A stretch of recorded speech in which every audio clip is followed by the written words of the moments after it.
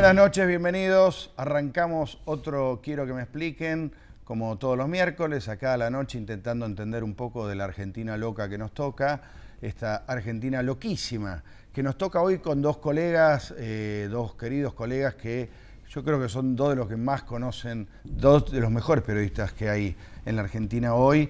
En el caso de primero Santiago Fioriti, marplatense. Vos sos nacido en Mar del Plata, ¿no? Nací en Mar del Plata, sí. O yo te tengo en Mar del Plata. No, nací en Mar del Plata. Viví en Balcarce de chico, pero sí, nací en Mar del Plata. Ah, inicialmente de Balcarce, mirá. Después volví a Mar del Plata y hace 11 años que estoy acá en Buenos Aires. Bueno, Santiago hace política, pero conoce a Macri y a sus muchachos desde la época de Cemento, podemos decir, porque lo seguí desde que se formó el PRO prácticamente. Y prácticamente, ¿no? sí. Cubrí las campañas de 2007, 2011 y 2015. Sí, las tres campañas. Bueno, de toda la vida, por lo menos de la vida política de Macri, sin ninguna duda. Y Diego Cabot, que es periodista más ligado a la parte económica.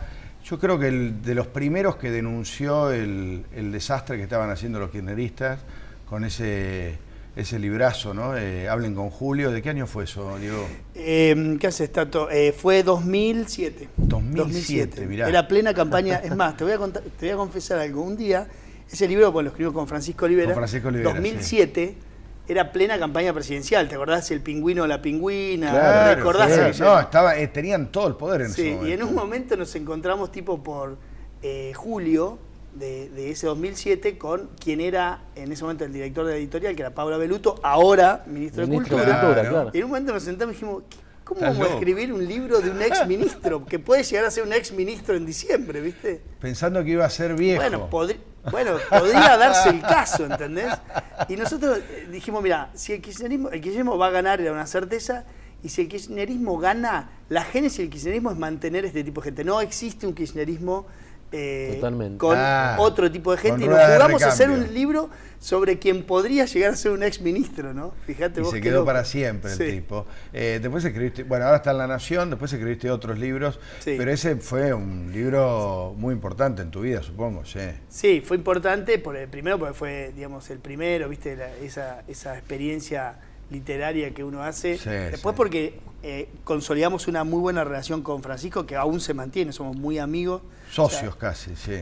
La verdad es que como que nos entendemos muy fácil y muy bien, y está bueno tener un compinche así en el mundo periodístico, incluso para consultar. Yo venía hablando con él, consultándonos diferentes temas, o qué pensás sobre esto, sobre el otro y demás. Y después porque, bueno, digamos, fue duro porque en aquel momento nadie nos daba bola, básicamente. Sí. Y después, bueno, fue como que ganando lugar con el tiempo, ¿no? Pero en su momento fue difícil hacerlo. Y a veces el trabajo nuestro, el trabajo periodístico, es estar a destiempo de la sociedad, del humor social, y eso tiene muchas desventajas en determinado momento, ¿no? Yo siempre, cuando escribí ese libro, me acordaba de una charla que tuve hace muchos años con Gabriel Paschini, ¿te acordás? Que es periodista de Página. Y ahora editor. Sí. Bueno, Gabriel me contaba cuando escribí el libro sobre Coppola, ¿no? ¿Te acordás el affair Coppola y demás? Que contaba algo que la sociedad no quería escuchar, que era que básicamente ahí era algo casi como medio armado, ¿no? Claro. Y entonces él me decía, estaba totalmente a destiempo, y yo iba a comer los tallarines el domingo y mi familia me decía, pero vos estás loco, lo que estás contando no es así, ¿viste? A mí me pasa algo parecido con el caso Nisman, pero ya no quiero ni hablar del tema, pero me reta todo el mundo, porque ¿cómo vas a decir que Nisman? Bueno, qué sé yo, cada uno tiene, pero hay que aferrarse a lo que uno cree que es cierto y no lo que... Bueno, la que usa mucho esa frase de que la sociedad no quiere escuchar, igual hay que hablar, es Carrió. Claro. Que estuvo durante mucho tiempo denunciando cuestiones que después, bueno, efectivamente... A Carrió a veces se la critica, no, esto que dijo no era así o no era tan así. Pero bueno, yo me acuerdo haber cubierto en 2008 la conferencia de prensa en el Instituto ANAR, en donde ella dijo, voy a denunciar por asociación ilícita, y empezó con la lista, y aparecían tipos que hoy son famosos, o tristemente famosos, pero que en ese momento eran desconocidos, el caso de Lázaro Báez, por ejemplo. Bueno, vos sabés que la denuncia esta que hoy, digamos, dicen la madre, la que va a consolidar a casi todas las otras causas. Que es la de obra pública de López y demás, ¿no? Claro, que es la que tiene asociación ilícita, que tiene Ercolini, viste, que... Bueno, esa causa tiene gran parte del libro nuestro metido como prueba. Claro. De hecho, mirá, vos sabés que en 2007... Porque ahí estaba la matriz de la corrupción, sí, era el hablen con Julio. Sí, exacto. exacto. Ahí está contado de la manera que podíamos, ¿no? Porque además hubo algunas discusiones que por ahí, hoy por hoy, nosotros pasando por escuelas de periodismo, tendrías que volver a reescribir algunos libros, ¿no? Que decir, por ejemplo, nos encontramos cuando teníamos un libro que el 80% era off the record. Claro. Y decís, ¿qué haces? Incluso lo debatimos mucho, ¿no? Bueno, a mí me pasó, yo escribiendo libros sobre la CIDE, el 99%. Sí, claro. No, bueno, claro. Ahí nadie... Es que la verdad es un problema para los periodistas. Bueno, pero viste... es una herramienta, ¿no? También. Hicimos un breve párrafo en el libro sobre el tema, porque fue una discusión de fondo nuestra, no fue menor, digamos. Y dijimos, bueno, ¿cuál es la alternativa a esto? Y bueno, no escribirlo, porque no te iba a hablar nadie en 2007, ¿no? Y dijimos, bueno, nosotros creemos que el silencio finalmente es peor que escribirlo de Claro, manera, porque ¿no? si vos tenés que esperar a que haya una condena judicial, una verdad comprobada, no la tendrías hoy. No hay nada para contar. Claro. Y es el reino de los corruptos. Exacto. Porque la impunidad sería la madre del relato, digamos, y no podríamos contar nada. Pero es una limitación cierta del periodismo, por supuesto, no poder acceder a hechos comprobados. Antes de preguntarles por el año que ya está cumpliendo Mauricio Macri, y a propósito de esto, están trabajando los dos en medios gráficos que se están transformando rápidamente, más rápido, más lento. ¿Hacia dónde creen que va el periodismo de acá 5, 10, 15 años? ¿Empezás vos? Yo creo respuesta, que es una respuesta hace mucho tiempo hay varias industrias que están jugando casi a una suerte de gallito ciego, ¿viste? Que vos vas viendo, te ponen una venda y vas viendo dónde está la pared para no tropezarte. Bueno, si pudiese usar una metáfora, me parece que es esa, ¿no? En ese mundo hay algunos que hacen las cosas mejor y otros peor. Esto te lo digo en un marco que me parece que hay como un consumo de información, o sea, que lo que los medios producen como información es absolutamente requerido, ¿no? Como casi te diría que nunca, por la cantidad de millones que consumen de una manera u otra, con el teléfono, con la computadora, con lo que fuere, con el on demand, con la web, con el papel. Bueno, eso es una buena noticia. La información no pasa de moda, por el contrario. Ahora, como te digo eso, esa relación, creo yo, de la viralización y del consumo de la materia prima, por decirlo de una manera, esa relación de millones no es absolutamente inversa respecto a la monetización de eso, ¿no? Claro. Hace muchos años vos, mientras más diarios vendías, tu ecuación era, digamos, si vos trazases una línea, irían paralelas. Claro. A más venta, más consumo de tu producto, más monetización. Hoy no necesariamente es así, ¿no? Y ahí creo que está el desafío. Sí, coincido con lo que dice él. No tengo igual yo muy claro hacia dónde va la industria. Lo que sí sé es que nosotros como periodistas lo que tenemos que hacer, estamos obligados a hacer cada vez mejor periodismo, digamos, a ser cada vez más rigurosos, a ver cada vez, a hablar con más fuentes. Nosotros tenemos acceso en general a las fuentes, a la información, y apegarnos un poco a eso, y me parece que es el único camino posible para ver hasta dónde subsistimos y cómo. En todo caso, después nos podemos reconvertir. El tema de los diarios, obviamente vamos todos a la web a escribir más y mejor y no solo tan rápido, ¿no? Porque a veces está esa cosa de la inmediatez, que está bueno tenerla, pero dura un minuto. Digo, sí. Casi ya las primicias no... Digo, uno puede publicar una primicia que Macri hace tal cosa, no sé, hablar con Trump, por ejemplo, me pasó hace poco, y al minuto está en todos los portales. O sea, lo que te dura una primicia antes, hace 20 años, te duraba todo un día. Claro. Vos sacabas un título en tapa y estabas todo el día feliz porque le habías ganado al otro diario. Sí. Hoy en día la alegría te dura 5 segundos. Sí, lo que pasa es que hay algo que lo que dice Santiago está bueno, ¿no? De cómo te obliga como periodista, ¿no? Yo me acuerdo cuando por él de 2008, 2009, yo ahí escribimos un libro sobre Moreno en ese momento, 2008. Sí. Y yo, por ejemplo, reuniones de amigos que nada tienen que ver con el periodismo, la sensación que tenían ellos era que en la web, en los blogs, en el mundo anónimo de la web, encontrabas mucha más información que en lo periodístico, ¿no? Claro. O sea, había como una explosión de ese tipo de información. Entonces yo decía, bueno, pero yo estoy poniendo mi nombre y apellido. Claro. Digamos, básicamente pongo hasta lo que puedo, ¿no? Hasta lo que puedo probar que es así. Obviamente que me encantaría poder poner todo lo que el periodista sabe, pero a veces no lo podés hacer por una cuestión de responsabilidad periodística, ¿no? Entonces, ahora me parece que ese proceso, como que hubo, por la mala información que hay en muchos lugares, hay como una curación de que los medios han vuelto a tener un papel preponderante en, te diría, el sello IRAM, el sello de calidad. De calidad, la credibilidad, sí. Credibilidad o no, digamos, ¿no? Pero déjame sumarte este elemento. ¿Los medios o los periodistas? Quizás los periodistas, ¿No? Puede ser.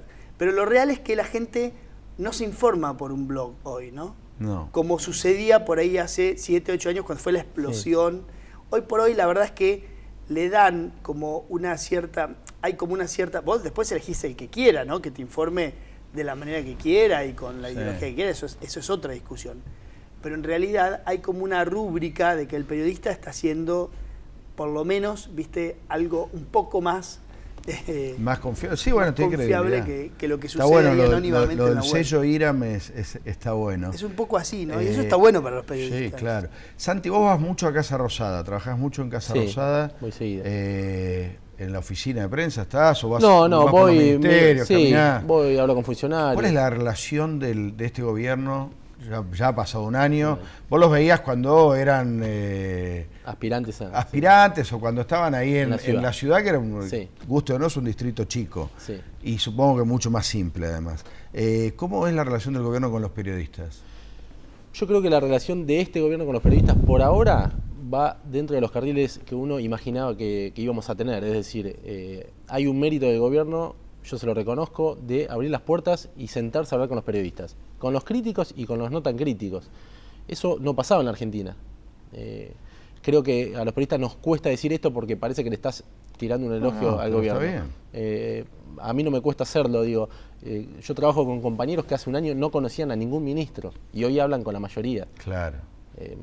Si vos me preguntás, ¿eso va a durar siempre? No lo sé. Si me preguntás, ¿no les preocupa lo que digamos? Sí les preocupa. Si me decís, ¿tengo críticas? Sí, bueno, ellos muchas veces van a hacer timbreos y vos no sabés dónde está Macri, porque no te lo dicen, por ejemplo. Ahora, el acceso, el vínculo periodistas, funcionarios, eso está, te diría, cotidianamente. Después hay otro tema, porque esta relación no es que nos preocupe a nosotros, tenía que ver, la obsesión y la desesperación del kirchnerismo con los periodistas tenía que ver con la construcción del relato que hacían. Y esa construcción del relato tenía, por otro lado, la manipulación de datos, de cifras. Diego, ahí ha habido un cambio importante de parte de este gobierno. Yo lo escuchaba a Santiago, porque Santiago obviamente conoce al PRO que venía, y yo te podría decir que nos podríamos complementar perfectamente, porque yo conozco mucho al PRO que o a Cambiemos que se incorporó para gobernar, ¿no? A toda esa masa que no viene de la parte política. O sea, los famosos CEOs. Claro, CEOs o digamos segundas líneas, viste, que eran, o sea, yo tengo conocidos con los que como asados, que comí asados durante todos estos años y que ahora son funcionarios en algún caso, ¿no? Entonces yo conozco mucho también a ese ala que llegó, digamos, a sumarse a aquellos, ¿no? Hay un upgrade importante que tiene que ver con el hecho de poder chequear información, ¿no? Que no es menor. O sea, a mí no me ha pasado todavía en este gobierno la posibilidad de que si yo me enteraba por un dato, por otro lado, en el mundo de los temas económicos hay mucha interrelación con el sector privado, ¿no? Claro. A diferencia por ahí del ala política. Claro. Pero el sector, y la verdad es que vos te enterás de las cosas, ahora y antes, porque con el kirchnerismo nosotros nos enterábamos básicamente de lo que estaban negociando o de las iniciativas que había. La posibilidad que tenés ahora de que te enterás algo y poder ir a chequearlo, la verdad que no es menor, ¿no? Ahora, después, si vos tenés información y demás, bueno, también es un poco la pericia de cada uno de los periodistas. No, claro. Pero hay una cosa que no es menor, que es poder chequear información, y en general este gobierno, si vos te enterás por otro lado y decís, che, me enteré tal cosa, que yo, no es un negador, no es un escondedor, dice, se podrá molestar un poco porque lo conseguiste, ¿no? Enojarse enoja, pero lo chequeás. Claro. No, lógico, pero hay una relación más lógica con la verdad, digamos. Sí. Antes había como un país paralelo que era el país puntualmente que lo que vos me preguntaste general, con las cifras, ¿no? Es que es lo mismo. Un poco la materia prima de gran parte, no solamente del periodismo económico, sino también de las matrices de tomas de decisiones de gran parte, ¿no? del mundo económico, financiero y demás. Ahí, bueno, claramente, ¿no? Hubo un upgrade importante, el INDEC es otra cosa, ¿no? Bueno, se ha caído el velo, ahora se ve un poco más la Argentina que antes no se veía. Ahora vamos a hacer una pequeña pausita y les quiero preguntar ahora sí, ya que se ve, ¿qué Argentina estamos viendo? ¿Qué puntaje se le podría poner a este año de Mauricio Macri? Vamos y venimos, dale.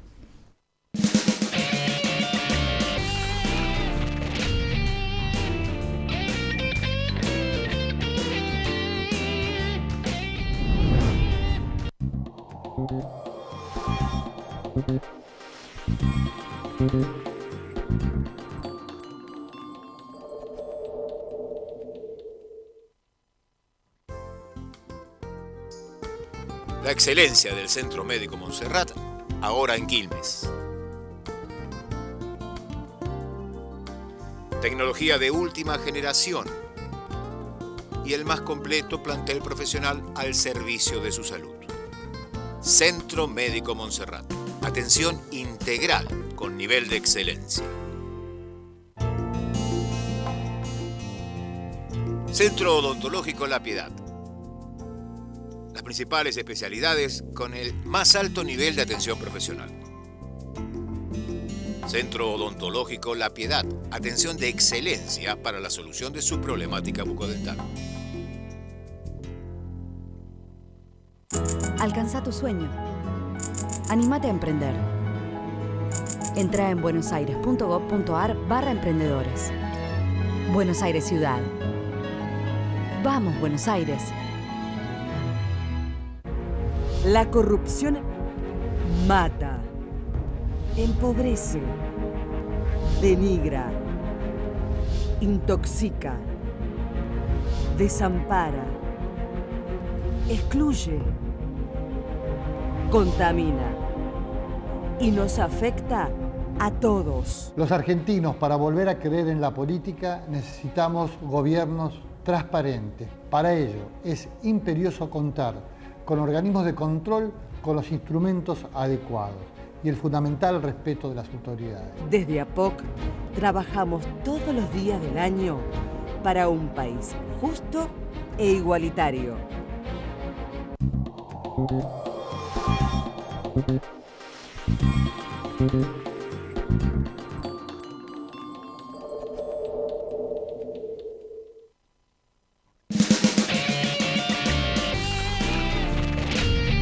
Seguimos en Quiero que me expliquen. Está Santiago Fioriti, está Diego Cabot con nosotros, dos grandes periodistas que vienen, bueno, siguiendo muy de cerca todo este proceso. Y estamos en etapa de fin de año, un año de Mauricio Macri. Bueno, a ver, dale, Santi. ¿Puntaje? Nah, puntaje no. ¿Qué cosas ¿Qué cosas te parecen que están bien? ¿Qué cosas te parece que están mal? Me parece que a diferencia de lo que se esperaba, el gobierno anduvo bien en términos políticos, de construcción política, pudo mantener Cambiemos a pesar de todos los cimbronazos que hay, hubo y habrá. Me parece que en el Congreso trabajaron bien, a pesar de los cimbronazos. Volviendo a las internas, Emilio sacaron Monzó, un montón de leyes. Sí, sacaron un montón de leyes y me parece que la relación con los gobernadores, que se preveía que iba a ser difícil y dura, por ahora va perfecto. Críticas un montón en cuanto a la economía, sobre todo, que no arranca, que hay recesión, que prometieron inflación del 20 al 25% y no llegan, prometieron inversiones que me permito dudar, dijeron que iban a crear puestos de trabajo y se perdieron, pocos, pero se perdieron.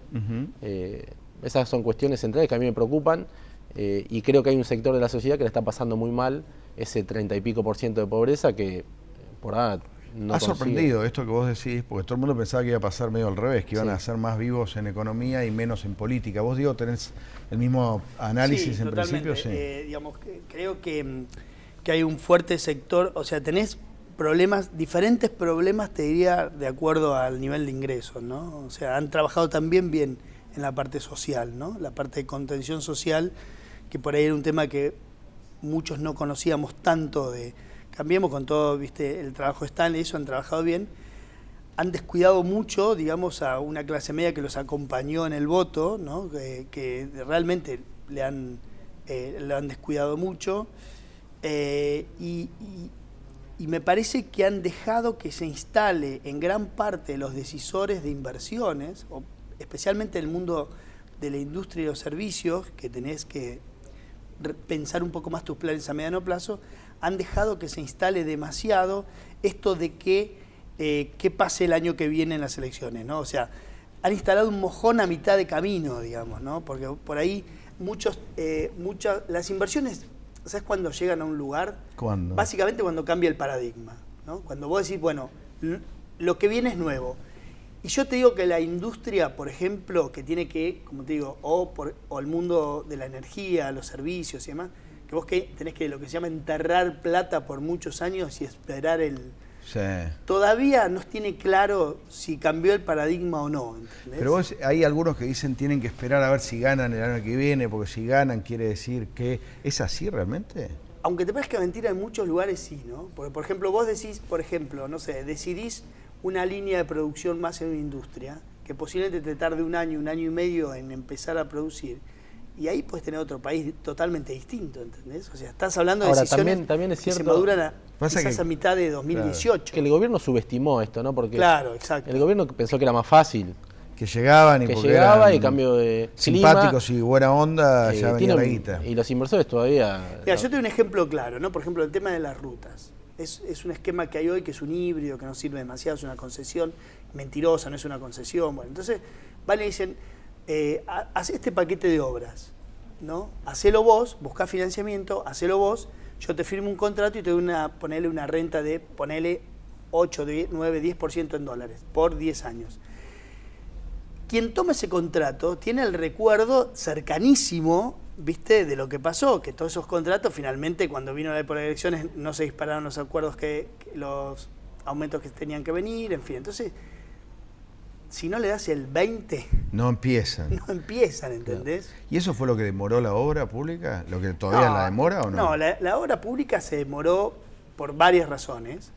La primera es porque porque había grandes sectores del Estado. Te pongo el caso, por ejemplo, de vivienda, ¿no? Que es realmente lo que dejó López. Debería, aunque no haya, digamos, el delito más leve que cometió es andar revoleando bolsos. Es andar revoleando bolsos. Vos no te das idea lo que es eso. Yo he ido a barrios abandonados. Eso, tío, porque no hay nada más terrible que, no la obra que no empezó, la que está a mitad de camino, Mirá, que ya Roto, supone un montón de guita. Yo he ido a barrios, por ejemplo, fui a uno en Esteban Echeverría donde tenía pintado con aerosol el apellido de las familias. Qué va. Y estaban, te diría, llegaron a poner hasta las aberturas y quedó a mitad de camino, 2007 quedó.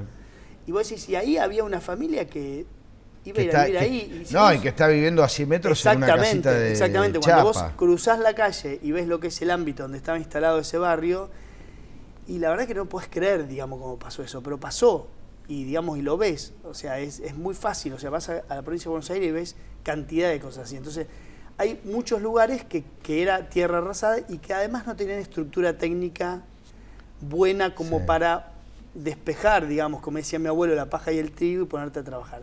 Los lugares que tenían estructura técnica, ponele vialidad, que vos sacás, digamos, lo que era la cúpula, la corrupción y demás, y el favoritismo, Lázaro y demás, abajo tenés ingenieros que saben hacer rutas. Claro. Y que hace 20, 30 años que están haciendo rutas y puentes y alcantarillas en la ruta.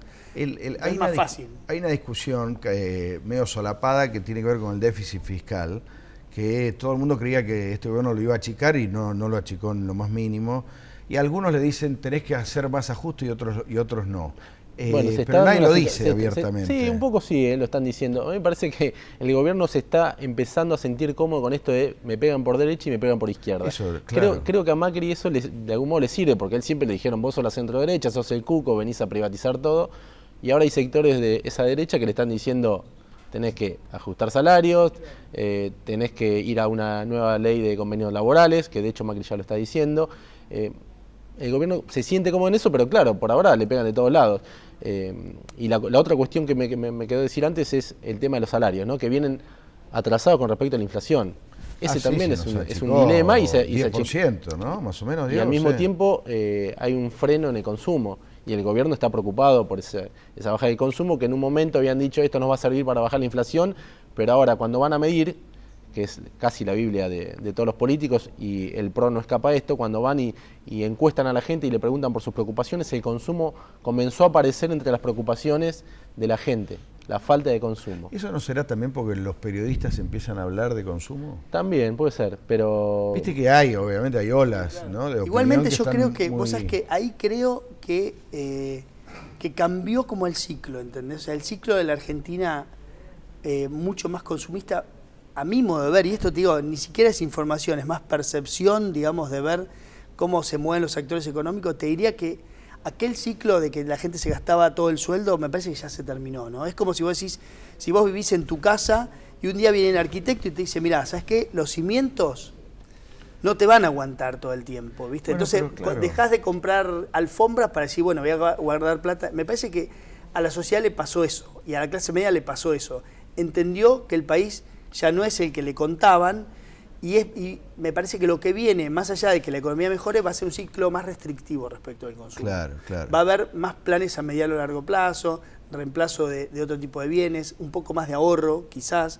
Se van a abrir líneas de crédito. Bueno, un país que te permite política. comprar la casa. Que y te no permite el planificar televisor, un ¿no? poco, claro, a mediano y largo plazo, ¿viste? Entonces, si vos planificás a mediano y largo plazo, seguramente una de las variables para mejorar, digamos, tus ahorros y demás es restringir el consumo. Así que yo creo, y como te digo, ni siquiera es información, pero sí percepción. ¿Es percepción o deseo? No, me parece que es así, digamos, lo hablas con algunos economistas y te dicen, me parece que se viene ya un ciclo donde la gente va a pensar en otra cosa. Pero habla de un ciclo más maduro eso. Un ciclo más maduro, pero que va a tener que tener otras variables que no sea el consumo solo como el motor de la economía. ¿Cuánto ayuda al peronismo, Santi, en esto? En este momento del gobierno que bueno, todavía genere expectativa a pesar de no haber por ahora mucho de lo económico, el peronismo, ¿no? Sobre todo el masismo, que son peronistas la mayoría, y un sector de peronismo, se me ocurre el caso de Miguel Ángel Pichetto, han acompañado muchas de las medidas del gobierno y lo han acompañado el propio Macri, a tal punto que Cristina está que vuela con ellos. ¿Cristina? ¿Quién era Cristina? Cristina Fernández de Kirchner. Tato, lo que creo también es que a medida que se acerque el proceso electoral, esa cuestión va a ir cambiando, porque el peronismo afuera del poder no le gusta. Y me parece que también ahí habrá que seguir muy de cerca cómo va esa interna entre el masismo y el peronismo ya no kirchnerista, ¿no? Bueno, fue nada, apenas una ventana, una serie de apostillas de dos queridos y prestigiosos colegas. Los despido agradeciéndoles y preguntándoles si va a llegar el segundo semestre en algún momento, ¿sí o no? De 2017 a lo En mejor. alguno, no sé, algún semestre. Coincide con las elecciones, ¿viste? así que... Esperemos, por favor. Chao, gracias. Hasta el miércoles que viene.